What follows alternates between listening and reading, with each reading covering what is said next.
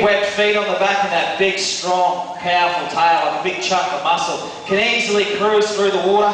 And if you take a look at the surface of the water here, there's no movement, there's no sort of ripples, there's no waves coming off him. He's using those lumps and bumps that run down his back, and they'll actually create currents and counter currents. So basically, if that was deep, dark, murky water, look how close he is. He still hasn't broken the water. You'd have no idea. There was 11-foot, 200-kilo crocodile sitting right there, about 2 foot from you. You just wouldn't know he was there. And he'd wait for you to come down the edge. Like I said, an animal would normally stick its head in to get a drink, and then he'd set himself up and actually strike from the edge of the water just like that, and then grab you.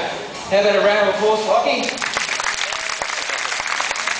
I mentioned about how these guys are fiercely territorial. I come over this side, I haven't even touched his water yet, but he knows I'm going to come over here and start splashing around. And Ockie sees this as his water as well. He just sees it as an extension to his enclosure out the back, and to come splashing around in his water, well, basically that's like having, or getting woken up in the middle of the night with some little punks that throwing rocks on your roof.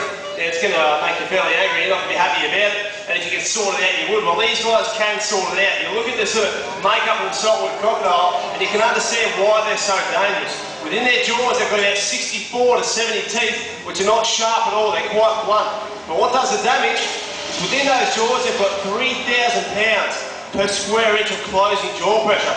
Now, to put that into perspective, if you will, today, if I fire in front of Ockie right now and he grabs me on the guts, well, basically, he can pretty much squash me down to about 1 centimetre thick, and I blow out either end like toothpaste.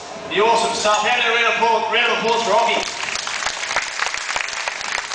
However, guys, what I want you to understand, if I do fall over today and Ockie does grab a hold of me, it's it's going to be my it's going to be my fault. Because the funny thing is, I know the rules when I come into crocodile territory. I know when I come in these enclosures, I have to play by the crocodile's rules. These guys are Australia's apex predator. It's the same sort of thing when you go into Northern Australia, guys. You're going to play by their rules. The only time you're going to come into a conflict with the saltwater crocodile is if you go down to their territory or literally enter their water. Because the funny thing is, they're very protective of that territory, and they'll do anything they can to actually have a dominance over it. So, you know, the 3 simple rules that we keep going on about will keep you safe in crocodile territory at all times. Now, one of the rules, don't ever climb out in any limbs that overhang the water, and this is why.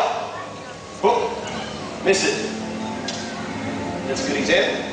Basically, these guys can do what is called a tail walk. What you see is a very natural behaviour for the saltwater crocodile. It's not some sort of circus trick that we've taught off here at the zoo. Out in the wild, they use this sort of behaviour to grab a hold of low-flying birds coming out of their waterways. They pluck in mid-flight, but also, like I said, those limbs that overhang the water.